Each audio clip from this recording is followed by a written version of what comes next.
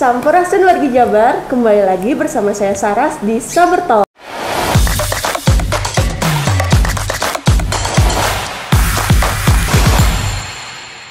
Kali ini kita sedang mampir nih ke coworking space-nya DP3 AKB.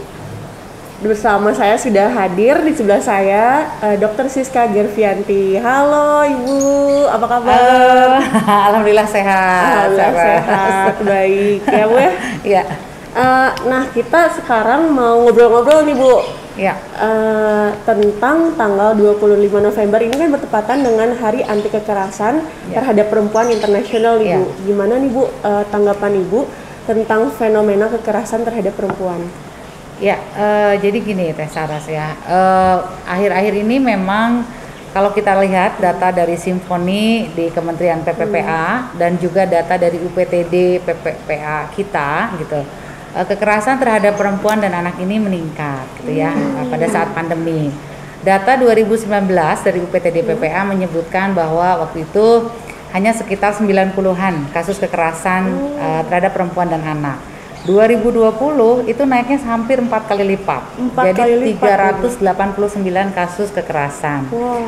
Dan di 2021 sampai dengan semester pertama di bulan Juni itu sudah 245 kasus kekerasan terhadap perempuan dan anak gitu ya. Nah, ini sebetulnya ada dua hal yang bisa kita lihat. Apakah memang trennya meningkat atau sebetulnya kalau kami memaknai sebagai kesadaran untuk melaporkannya meningkat gitu ya. Kalau kita makan positive thinking gitu ya. Oh, jadi kalau dulu itu tidak dianggap kekerasan, maka sekarang itu dianggap kekerasan. Misalnya lebih aware gitu ya, lebih aware, misalnya kekerasan verbal misalnya atau kekerasan psikologis ya. Kalau dulu kan yang dinamain kekerasan tuh kalau kekerasan fisik kelihatan benjut-benjut luka-luka gitu. Dan sebetulnya luka hati yang paling berbahaya ya. Itu sih yang paling bahaya ya Bu. Nah, misalnya tapi kalau misalnya pada saat berkata kasar atau memaksakan kehendak atau sampai bullying dan itu sudah kekerasan sebetulnya. Dan ini kesadaran masyarakat untuk melaporkan sudah mulai tinggi gitu ya. Terbukti misalnya sekarang banyak sekali yang terjerat dengan undang-undang ITE nih misalnya. Iya, betul, Bu. Body shaming di media atau misalnya ngebully habis-habisan gitu ya sampai sudah ke arah fitnah dan lain sebagainya, itu kelihatannya sudah mulai terlaporkan gitu ya sekarang ini.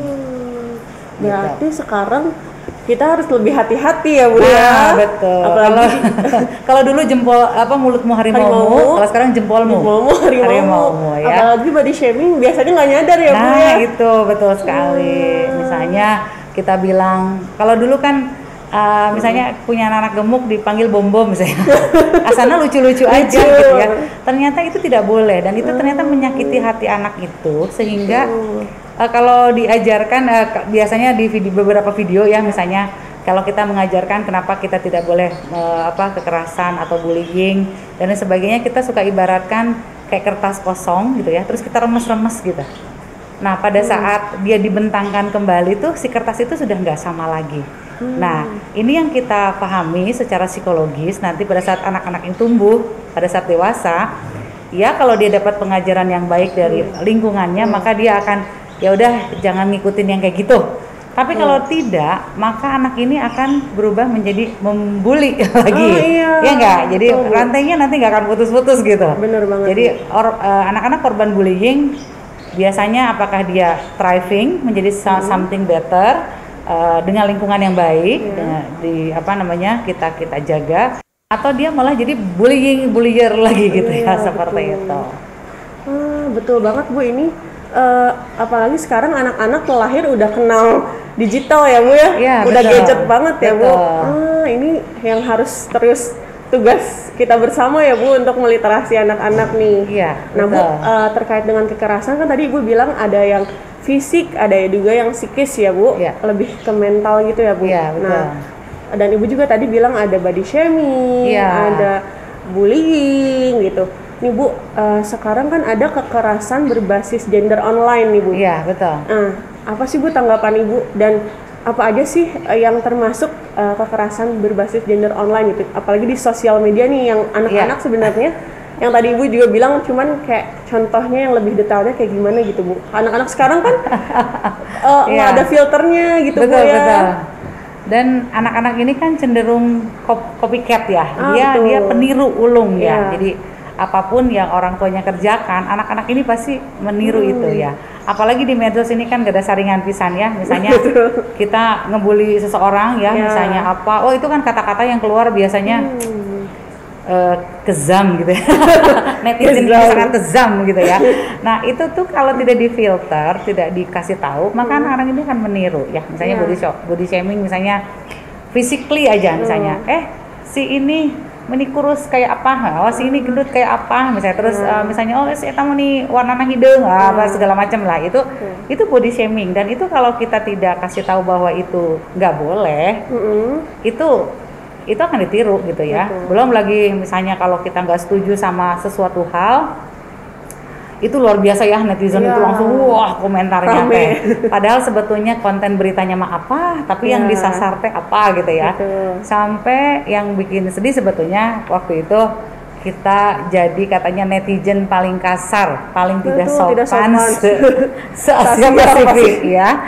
Itu kan juga jadi perenungan untuk kita bahwa yuk kita berhati-hati, karena banyak sekali yang sekarang kena itu oleh undang-undang ITE ya. Misalnya waktu itu contoh misalnya ya, kekerasan terhadap perempuan, misalnya misalnya lagi ada yang lewat nih cewek, misalnya cewek sweet direkam gitu ya sekarang mah ya.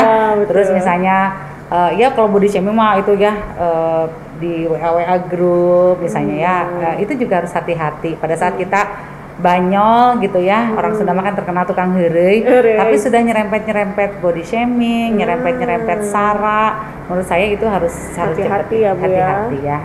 Apalagi kalau sudah ada unsur seksualitasnya misalnya ya, mengirim gambar-gambar yang menurut kita aduh kok tersopan gitu ya. Nah itu teh yuk kita mulai hindari, karena tadi si anak-anak ini kan melihat gitu di berbagai medsos nih gimana sih orang-orang tua kita ini bercengkrama dan mereka akan meniru itu gitu ya, seperti itu.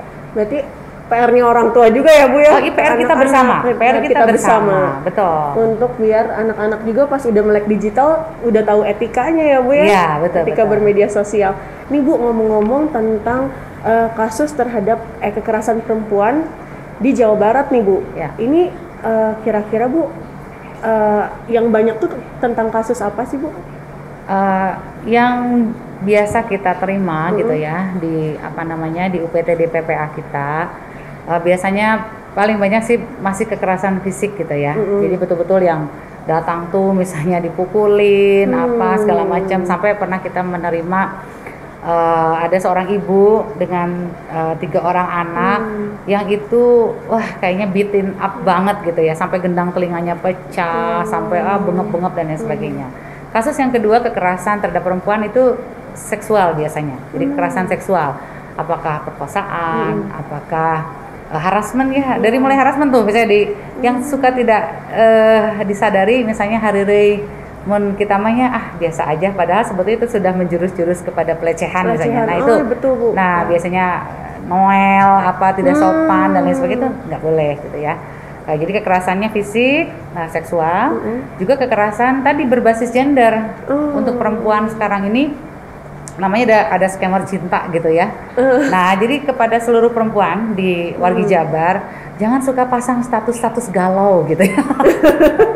Nanti tuh para scammer itu mendatangi karena dan mereka flirting ya gitu ya, apa istilahnya catcall gitu ya. Coba di ini deh gitu ya, si emang ibu-ibu ini kesepian atau gimana ya. Akhirnya dari mulai WA ringan bla bla bla, suruh kirim foto. Akhirnya pada saat si perempuan ini kirim foto yang punten misalnya rada tidak senonoh misalnya bugil atau apa, itu dijadikan pemerasan. Mau nggak ini fotonya disebarin? Oh kan nggak mau. Dan dong. itu nggak sedikit ya Bu kasusnya. Nggak sedikit. Jadi sampai waktu itu ada satu grup ya pengamat yang mereka risetnya tentang ini dan bilang ini nggak main-main loh. Sempet ada yang korban scammer ini sampai harus bayar tebusannya 1 miliar supaya fotonya nggak disebarluaskan. Nah jadi hati-hati semua perempuan sahabatku di Jawa Jabar di luar sana, entong kagoda nutup para ruguh gitu ya. Apalagi foto profil terlalu ganteng ya. Itu dicurigai gitu ya. Dicurigai hoax gitu ya. Dicurigai hoax gitu ya. Apalagi kalau yang apa gitu kok kadang-kadang para scammer ini dia pasang foto profil orang lain yang kira-kira bijigana kasep gitu ya. Kan. Nah itu satu. Terus ada juga yang misalnya kalau sekarang grooming katanya. Nah ini untuk anak-anak ya. Nah jadi sama dengan tadi scammer cinta untuk ibu-ibu tadi. Kalau anak-anak ini kayak dikasih perhatian juga dan lain sebagainya. Makanya hati-hati kepada seluruh orang tua. Memang kita harus memantau nih medsos anak-anak kita juga ya supaya makanya kita kalau anak kita di Instagram kita ikutin ya. Bukan berarti kita tidak memberikan kebebasan atau kepo harus ya, kepo dalam bentuk yang sehat gitu ya, bukan stalking gitu ya. Betul, Bu. Nah jadi kalau kita lihat anak kita ngobrol apa nih di medsos, kan itu nanti bisa sambil bicara sambil misalnya Mas kenapa tadi ngomong gini, janganlah misalnya gini. Anak-anak sekarang itu kan dia tidak bisa dikasih yes, no, jangan tanpa ada alasan. Betul. Ini nggak boleh karena begini. Nanti kamu nyakitin hati orang. Betul. Nah biasanya saya kasih contoh yang tadi, yang kertas diremes-remes itu. Misalnya saya bilang gini, sok kamu ngatain teman kamu apa? Oh kamu gendut, gituin. Kamu jelek misalnya gitu ya. Kita giniin ya misalnya. Oh kamu jelek, kamu gendut misalnya. Kamu bau apa segala. Nah setelah ini habis kita giniin sama enggak? Ya, Bu. Masih berbentuk kertas tapi dia sudah terobek-robek hatinya gitu. Dan ini kedepannya kasihan gitu ya, anak-anak ini akan tumbuh dengan self esteem yang rendah. Betul. Mereka nggak pede, nggak apa namanya ya, dan akhirnya malah tadi ya terjebak ke dalam misalnya hal-hal yang kurang bagus karena tadi ingin eksis tapi ternyata self esteemnya rendah, lalu misalnya dimanfaatkan oleh banyak orang dan lain sebagainya. Ya akhirnya kan kasihan ya. Kasihan betul. Berarti ini bahayanya nih ya Bu ya, bullying, bahayanya tadi pelecehan yang tidak disengaja gitu ya Bu, akan membekas nih di anak-anak apalagi. Makanya kita harus hati-hati nih jaga jari kita nih. Jaga jempol. Jaga lisan, jaga jempolnya juga ya Bu. Iya. Betul, perempuan ya Bu. Kalau misalnya Bu, ada teman-teman kita nih Bu perempuan yang dapat kekerasan nih Bu, entah dari pasangannya atau dari keluarganya, ini harus gimana nih Bu? Kan banyak nih yang dapat kekerasan tapi dia diem aja. Betul. Ada juga yang nggak berani karena takut. Nah, gimana nih Bu tips-tipsnya kalau ada yang mendapat kekerasan? Ya, pertama kalau mendapatkan kekerasan ya, baik itu verbal, psikis, apalagi fisik gitu ya. Nah ini jangan dibiarkan ya. Jadi Kementerian PPPA sudah membuka saluran untuk siapapun untuk melaporkan ini. Namanya SAPA. 129. SAPA tuh Sahabat Perempuan dan Anak, nomornya 129. Jadi ada SAPA 129 tinggal dial 129 dari handphone, dari telepon, itu langsung nyambung ke kementerian. Nah, Jawa Barat juga memiliki UPTD PPA dengan nomor hotline-nya. Ada 085 2-nya 4 kali 06777. Nah, SAPA 129 yang di kementerian ini sudah terbridging juga dengan hotline UPTD PPA kita. Sehingga pada saat caller ID-nya misalnya berasal dari wilayah Jawa Barat, itu sudah nyambung juga ke UPTD PPA. Disambungin langsung. Ada juga yang ingin lapor tapi nggak berani telepon, bisa WA juga ke nomor hotline yang 085 2222 06777. Nah, jadi sudah ada salurannya ya. Atau sebetulnya bisa datang langsung juga ke sini. Kita bisa langsung datang juga ke UPTD PPA kita. Berarti udah gampang nih ya Bu ya, udah sebenarnya bisa via WA, telepon, dan juga bisa langsung nih kalau teman-teman yang menemukan kekerasan atau mau ngadu, bisa langsung juga datang ke sini. Nah Bu, ini ngomong-ngobrol tentang kekerasan terhadap perempuan lagi nih Bu. Kenapa sih Bu biasanya ya perempuan yang dapat tindak kekerasan ini takut gitu Bu untuk ngadu? Nah, pertama memang budaya patriarki kita ya. Jadi memang tadi memaknai gender dan juga kodrat ini masih rada salah gitu ya, bahwa kodratnya laki-laki kuat, boleh marah, boleh melakukan kekerasan, dan perempuan harus mau nerimo saja dan lain sebagainya. Padahal tidak. Jadi laki-laki dan perempuan itu diciptakan setara gitu ya, dengan tentu saja melihat kodratnya masing-masing ya.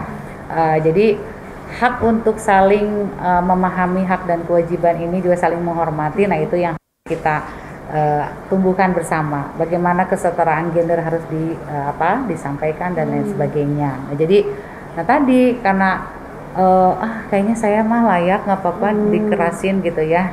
Nah itu timbulnya tuh sebetulnya nggak langsung ujuk-ujuk pas besarnya diapa-apain terus diam. Itu biasanya dari kecil.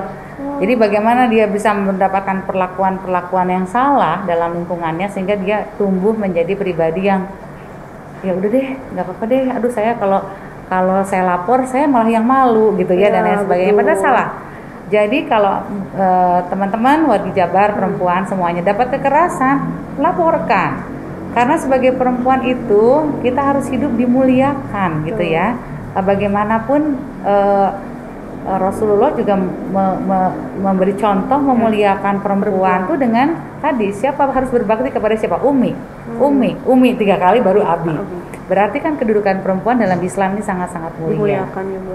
Nah, bagaimana juga keluarga memberikan dukungan, supporting system supaya tadi kenapa sih kesetaraan gender nih toilet untuk laki-laki dan perempuan dipisah misalnya? Karena kebutuhan spesifik laki-laki dan perempuan berbeda. Misalnya gini, salah satu contoh pada saat mengikuti kegiatan Kabupaten Kota Sehat, sekolah sehat misalnya. Kenapa WC untuk anak sekolah itu laki-laki 1:40, sedangkan untuk perempuan 1:25 orang. Karena tadi perempuan lebih lama di kamar mandi dengan keuyak-uyakannya gitu ya. Belum kebutuhan spesifik pada saat misalnya sedang haid, sedang laktasi atau menyusui dan lain sebagainya. Jadi mengapa ada khusus gitu ya, perempuan dan anak ini juga harus dibedakan karena tadi setiap stage dalam kehidupan perempuan dan juga anak ini dia memiliki kebutuhan spesifik tertentu. Makanya setiap kantor diharapkan memiliki ruang laktasi, ruang bermain anak. Pada saat kita memberikan layanan publik, kita juga harus memberikan akses yang luar biasa dan juga sarana prasarana yang mendukung kebutuhan khusus tadi perempuan, anak dan kaum disabilitas tadi. Betul. Wah keren banget. Bu, ngobrol-ngobrol lagi nih Bu tentang DP3 AKB. Nah Bu, apa aja sih Bu sekarang yang lagi di program-program yang lagi dilakuin? Di DP3 AKB ya. Jadi ini panjang banget DP3 AKB. Dinas Pemberdayaan Perempuan, Perlindungan Anak dan Keluarga Berencana Provinsi Jawa Barat. Nah, jadi ada beberapa kegiatan yang memang lagi hits gitu ya. Pertama dari sekretariatan, ini kami kemarin baru meluncing ini nih, ruang ini adalah Klik Ramah, kantor pelayanan publik ramah perempuan dan anak. Bisa dilihat nanti sudut-sudutnya. Ini ramah banget, ya. Nyaman banget di sini pokoknya. Nyaman dan girly. Dan kalau kita perhatikan minimal sudut-sudut tajam. Kenapa? Karena kita ingin agar anak-anak yang berpartisipasi di sini itu dapat kenyamanan dan keamanan. Nah, prinsipnya adalah aman, respect dan inklusif. Nah, itu yang pertama. Yang kedua, untuk acara kehumasan juga kita kerjasama nih dengan Diskominfo, baik itu jabarprof.go.id maupun dengan Jabar Saberhoax. Kita punya beranda, ngobrol bersama perempuan dan anak Jabar Juara. Seru banget nih, banyak programnya. Banyak sekali. Lalu program unggulan yang juga luar biasa adalah Sekoper Cinta, sekolah perempuan capai impian dan cita-cita. Ini waktu itu di launching oleh Ibu Menteri PPPA, waktu itu Mama Yohana Yembise dengan Pak Gubernur dan juga Ketua Umum Sekoper Cinta Ibu Atalia Praratya Ridwan Kamil di tahun 2018. Sampai sekarang kita sudah menghasilkan alumni yang banyak. 2019 ada 2.700 lulusan Sekoper Cinta, betul. Jadi ada satu desa per kabupaten kota, satu desanya itu melatih 100 perempuan. Di 2020 sama 2.700 orang alumni gitu kita bilangnya. Tapi di 2020 ini alhamdulillah cetar menggelegar karena Kabupaten Sumedang itu menugaskan, Pak Bupatinya langsung menugaskan 270 desa untuk ikut. Wow, 270 desa. Ya, kali 100 ya. Jadi total itu menjadi tahun ini adalah 29.500 alumni Skoper Cinta. Wow, alhamdulillah ya. Nanti kita akan wisuda di hari Ibu tanggal 22 Desember. Nanti kayaknya Jabar Sabar Hoax harus ikut lagi. Wah, jadi seru banget nih, banyak alumninya ya Bu ya? Banyak banget alumninya. Sudah gitu kita punya program lagi khusus untuk kekerasan terhadap perempuan dan anak di bidang medsos. Kita namanya punya Setangkai, Sekolah Aman Menggunakan Gawai. Karena tadi, karena selama pandemi ini anak-anak kan daring tuh. Betul. Nah ternyata UNICEF mencatat 30% anak-anak mendapatkan kekerasan verbal pada saat sekolah daring. Makanya kita membuat jurus langsung gercep gitu ya, buat sekolah aman menggunakan gawai. Lalu kita juga punya program namanya Ngabaso. Ngabaso. Sebelum pandemi namanya Ngabring ka Sakola. Setelah pandemi, jadi dirubah sedikit Ngabaturan Barudak Sekolah Online. Oh iya. Jadi itu juga salah satu jurus kita untuk menangkal tadi baik itu cybercrime untuk anak-anak gitu ya, termasuk cyberbullying di situ. Lalu yang lainnya adalah Stopan Jabar, stop perkawinan anak di Jawa Barat. Nah itu ya, jadi itu kegiatan-kegiatan unggulan yang kita miliki gitu ya, dan ini berjejaring dengan organisasi perempuan dan anak yang ada di Jawa Barat. Berarti ini banyak banget lingkupnya ya Bu ya? Banyak banget. Anaknya kena, ibunya juga. Iya betul. Bahkan untuk KB-nya ya, keluarga berencana, pada saat kita kemarin lagi pandemi, itu kan akseptor KB rada turun ya, karena orang rada takut datang ke fasilitas kesehatan. Betul. Akhirnya pada saat Hari Kartini 2020 kita pasang alat kontrasepsi, membagikan suntikan dan pel ke pasar-pasar. Wah, langsung turun ke pasar-pasar. Langsung bersama dengan BKKBN, bersama dengan Disperindag, kita membuka layanan kontrasepsi di pasar-pasar. Tentu saja dengan pakai mobil layanan ya. Lalu pada saat Hari Buruh pun kita memasang alat kontrasepsi di pabrik-pabrik. langsung ya, kita jemput bola gitu ya, karena tadi kita ingin supaya perempuan di Jawa Barat tetap sejahtera, sehat dan lahir batin. Tadi dengan menjaga agar tidak terlalu sering hamil, tidak terlalu dekat untuk hamil, tidak terlalu tua, tidak terlalu muda, sehingga kondisi kesehatannya bisa optimal. Bisa optimal karena ibu yang bahagia melahirkan anak yang bahagia juga, dan ada cameo-nya adalah juga ya Bu. Happy wife, happy life. Happy wife, happy life. Betul. Kalau mamahnya bahagia, sekeluarga bahagia. Mamahnya morang-maring dikit, waduh itu rada hareng. Bisa dilihat dari ibu ya, dari ibu doksis ini yang selalu happy ya Bu ya. Iya betul. Tipsnya. Ini seru banget nih. Jadi buat warginet nih yang kepo nih program-program dari Dinas DP3 AKB ini bisa di follow ya Bu Instagramnya ya. Instagramnya @dp3akbjabar. Juga kita punya YouTube ya. Dan kita punya podcast bersama dengan kolaborasi ya Bu. Ya. Seru banget. Nih Bu, kita udah ngobrol-ngobrol ya tadi tentang kekerasan terhadap perempuan. Nah, kita sekarang mau masuk ke segmen hoax atau fakta. Ayo, mari. Ini kita ngobrol-ngobrol hoax atau fakta tentang kekerasan terhadap perempuan, langsung bersama pakarnya. Langsung bersama pakarnya ya Bu ya. Betul. Yang pertama, jeng-jeng. Nanti ada sound efeknya Bu. Nih Bu, ini hoax atau fakta nggak Bu? Kekerasan terhadap perempuan tidak bisa dihentikan. Saya yakin hoax. Harus dihentikan, ya. Kenapa harus dihentikan? Sebetulnya kita semua punya saluran sekarang. Kalau dulu mungkin kita rada sulit ya untuk, kalau perempuan dapat kekerasan terus lapor kemana? Ya. Kalau sekarang tadi saya udah bilang ada Sapa 129, ada hotline di UPTD PPA 085 2-nya 4 kali 06777. Atau sebetulnya sekarang di desa-desa sudah ada namanya kader-kader PATBM.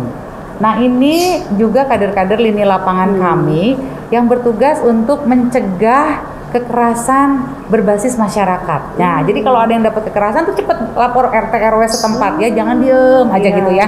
Nah, jadi harus dihentikan karena tadi kezoliman pasti selalu ada, betul. Tapi dia akan bisa dihentikan kalau orang-orang baik stand up. Nah, kita semua harus jadi orang baik yang ini mendorong supaya kekerasan ini dapat dihentikan. Ya, jadi perlu kerjasama semuanya karena tadi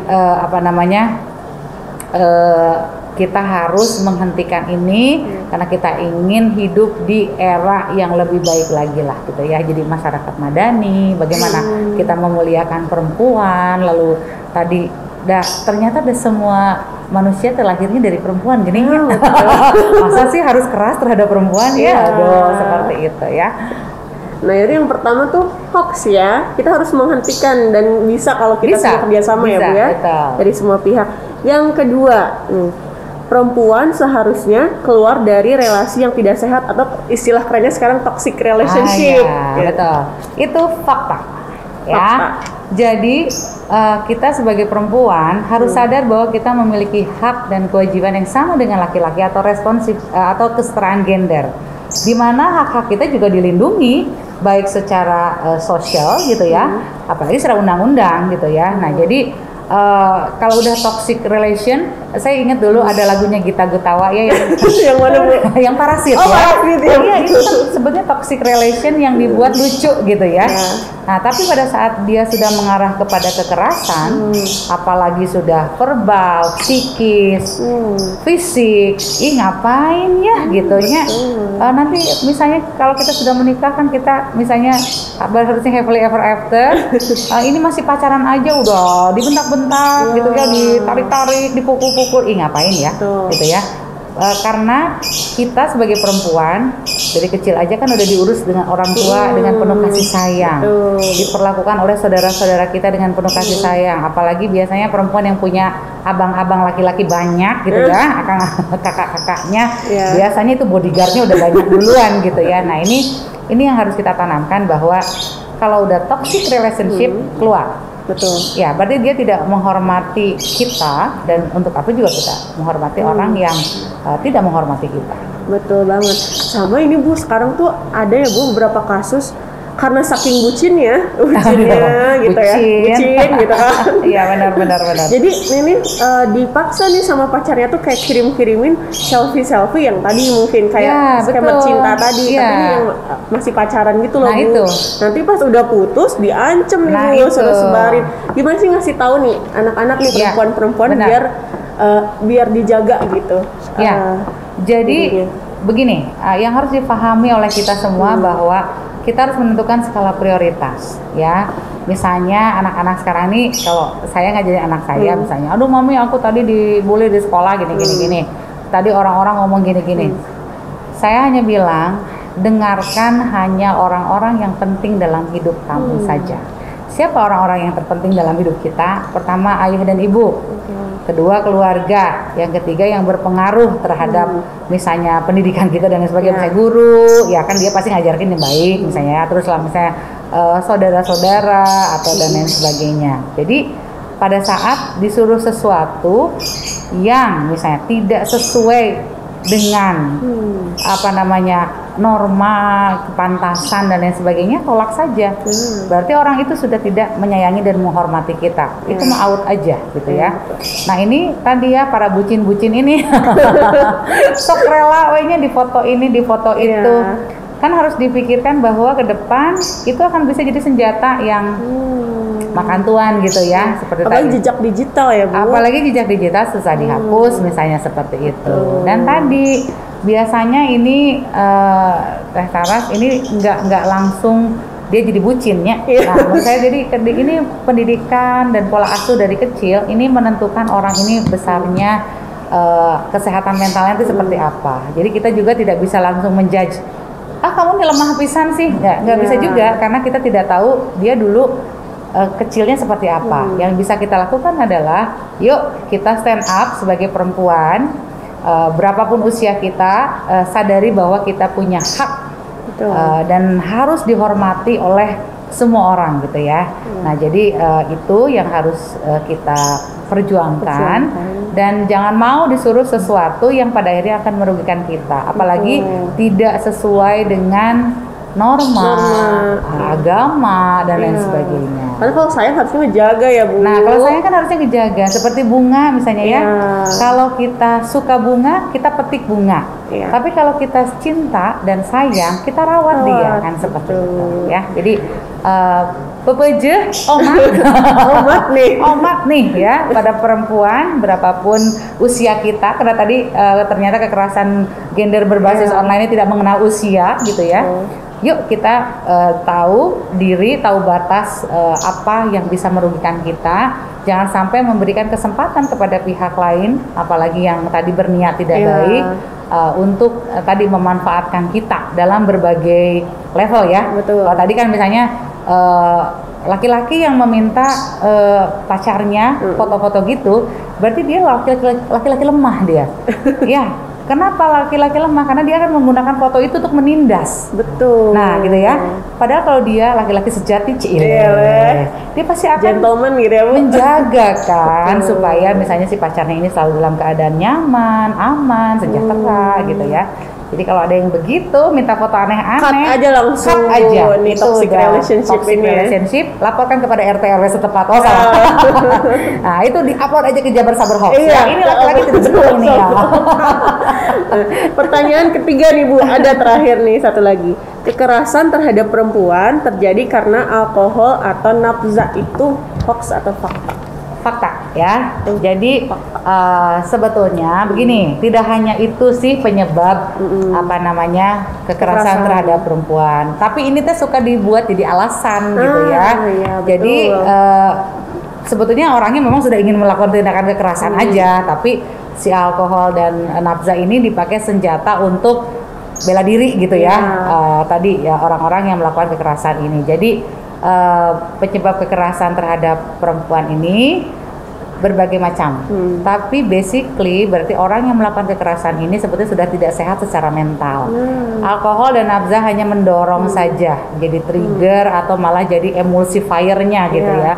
Nah, yang harus kita lakukan adalah tadi menjaga diri baik-baik ya, tidak bergaul di tempat yang salah. Dan tadi kan kita sudah biasanya sekarang mah segala macam sudah bisa di googling gitu ya.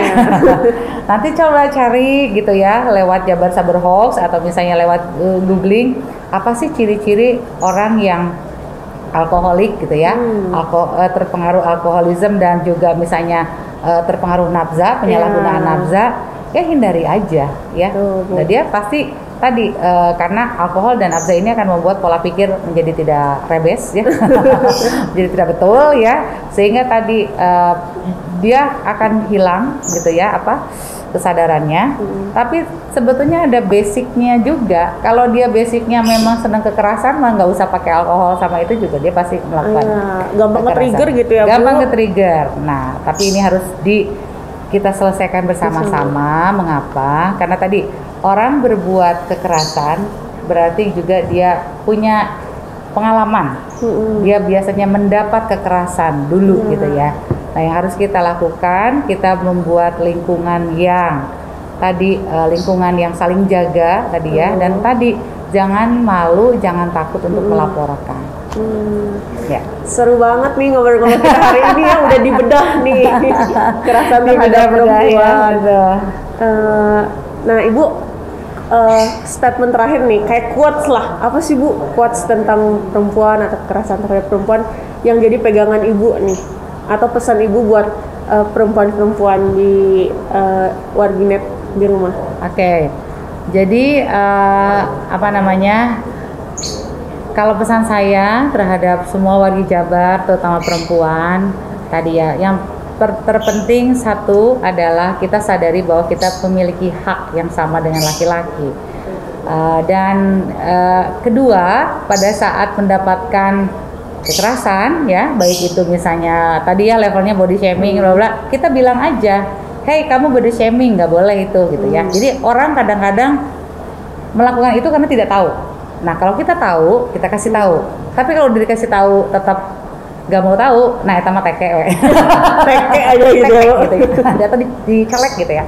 Nah yang ketiga, kalaupun misalnya kita pernah mendapatkan kekerasan, pelecehan dan lain sebagainya, kita sudah lapor, saya sarankan tidak melakukan hal yang sama terhadap orang lain, karena tadi kita kan makhluk yang mulia, makhluk pembelajar yang bisa membedakan baik dan benar gitu ya. Jadi sehingga tadi kalau misalnya pernah gara-gara pakai make up menor dikit digencet kakak kelas ya, jangan melakukan itu terhadap juniornya misalnya ya.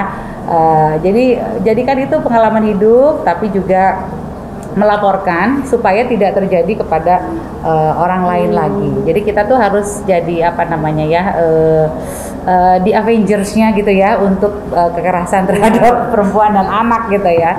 Iya, perempuan support perempuan. Iya, gitu jadi ya, karena jangan saling menjatuhkan. Nah, karena sebetulnya ada data juga yang menyatakan bahwa biasanya yang menjatuhkan perempuan itu perempuan lagi gitu ya, atau tadi yang jahat kepada perempuan ya perempuan lagi. Jangan deh. Sekarang woman harus united gitu ya. Jadi woman support woman, girls support girls gitu ya. Jadi kita sama-sama saling bahu-membahu terhadap perempuan seperti itu.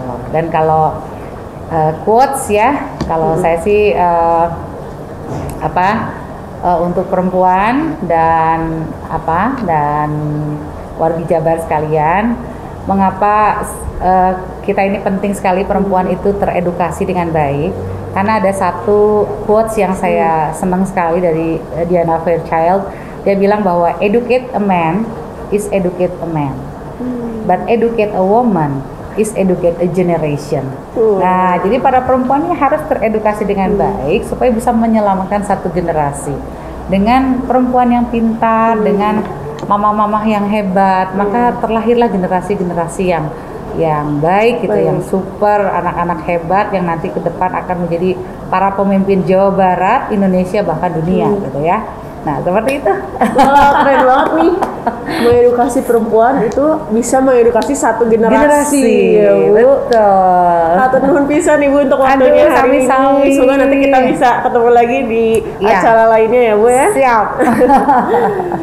Nah, jangan lupa nih buat warginet di follow akun-akun Jabar Sabar Hoax di @jabarsaberhoax. Nah, sekian edisi Saber Talk kali ini. Saya Saras dan juga Dr. Siska pamit undur diri. Sampai ketemu di episode Saber Talk selanjutnya. Dadah. Dadah. Jabar hantam hoax.